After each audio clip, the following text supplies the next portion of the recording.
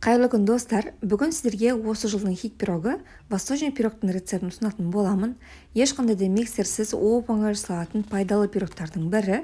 Мен бұл пирогты қонаққа барғанда жеп көргенмін, маған қатты ұнады, сол себепті үйге келіп жасап көрдім.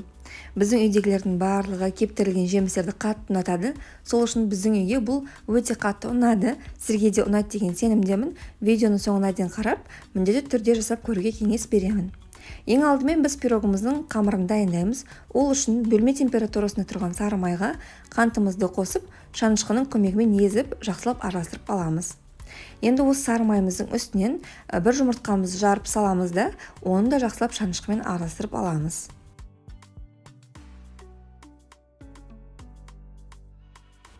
Енді бөлек ыдысымызға құрақ заттарымызды дайындап аламыз. Ол үшін ситада ұнға қопсқышты қосып, осылай 1-2 рет араластырамыз да, енді оны біздің жұмыртқалы массамызға електен өткізіп саламыз.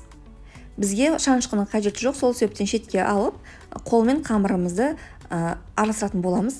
Қатты былай қамырды илеп қажет емес, тек қана біздің сары май мен ұнымыз біріксе болғаны.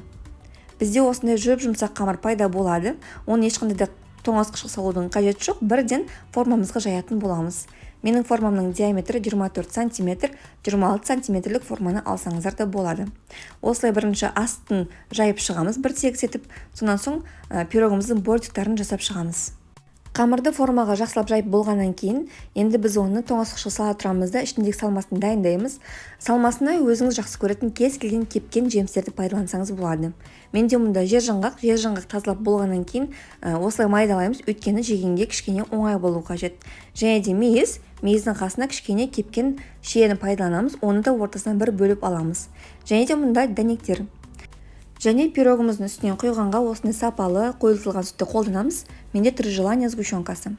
Енді біздің қамырымызды тоңазытқыштан алып, шанышқымен осылай тесіп шығамыз. Сол кезде біздің қамырымызға ауа кіріп, ол жақсылап пісетін болады. Енді біздің қамырымыздың үстінен кептірілген жемістерімізді рет-ретімен кезекпен саламыз. Мен осылай жержаңғақты бірінші астыңғы бөлігіне үстінен мейізді, шиені қостым, және де ең үстінен дәнектерімізді салып шығамыз. Егер де үйіңізде фисташки немесе кептірілген өрік болатын болса, оларды да майдалап турап, бетіне салсаңыз өте дәмді болып шығады. Енді осы пирогымыздың үстінен қойылтылған сүтімізді құйып шығамыз. Сіздің қойылтылған сүтіңіз қаншалықты сапалы болса, пирогыңыздың да дәмі өте әдемі болып шығады. Және де осылай бортиктарын бір келік етіп шанышқымен реттеп аламыз. Біздің пирогымызды алдын ала қызып тұрған пеште 180 градуста 25-30 минут шамасында пісіріп аламыз. Біздің пирогымыз дайын, осылай беті қызарып шығуы қажет. Менде Samsung пеші, менде 30 минут шамасында пісіп шықты.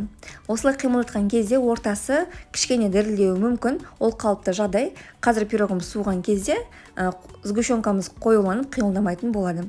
Біздің пирогымызды сол қалпында формамызды суытамыз, толықтай суып болғаннан кейін шетінен босататын боламыз. Мен пирогтың толықтай суығанын күткен жоқпын, шыдай алмай жылы күйінде кесіп көрдім, және сол кезде дәмін көрдім.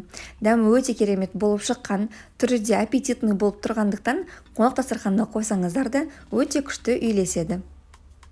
Пирогтың дәмін қайталап айтудың қажеті жоқ деп ойлаймын, өйткені өзіңіз дайындап көргенге не жетсін. Сіздермен бірге болған әйгерім, келесі аптада жүздескенше, менің рецепттерім сізге пайдалы болып ұнап жатса, менің каналыма тіркеліп, лайк басып, комментарий жазуды ұмытып кетпеңіздер. Себебі сол арқылы сіздер маған мотивация бересіздер, және де каналымның одан да ары дамуына үлес қосасыздар.